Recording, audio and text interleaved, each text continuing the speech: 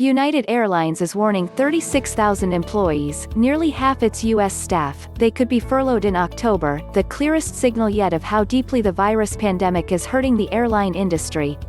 The outlook for a recovery in air travel has dimmed in just the past 2 weeks, as infection rates rise in much of the U.S. and some states impose new quarantine requirements on travelers.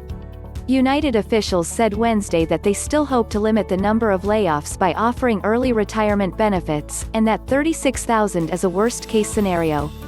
The notices going to employees this month are meant to comply with a 60-day warning ahead of mass job cuts. The furloughs could include up to 15,000 flight attendants, 11,000 customer service and gate agents, 500 maintenance workers and 250 pilots. The United Airlines projected furlough numbers are a gut punch, but they are also the most honest assessment we've seen on the state of the industry, said Sara Nelson, president of the Association of Flight Attendants. This crisis dwarfs all others in aviation history, and there's no end in sight. If United carries through on the notices, furloughs would take effect on or shortly after October 1st.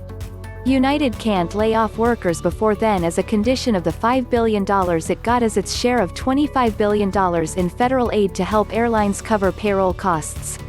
The Flight Attendants Union and other airline labor groups are lobbying Congress for another $25 billion to protect jobs through next March. But a senior United executive expressed doubt that Congress would approve the spending in an election year. United has already cut capital spending by $2.5 billion and convinced thousands of employees to take unpaid leave.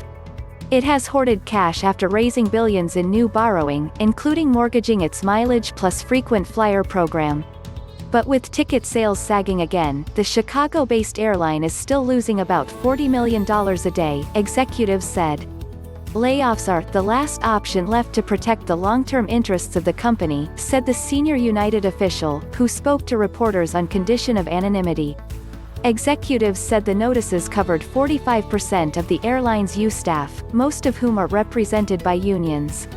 They would have reinstatement rights if United's fortunes improve. Another 300 management and support staff will be laid off October 1st, the company said.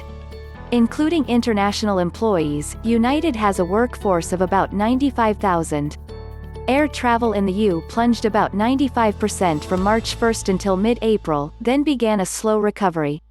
The number of U.S. air travelers around the July 4th weekend was the highest since mid-March, but was still down about 70% from a year ago. In recent weeks, the number of new reported cases of COVID-19 has roughly doubled to about 50,000 a day.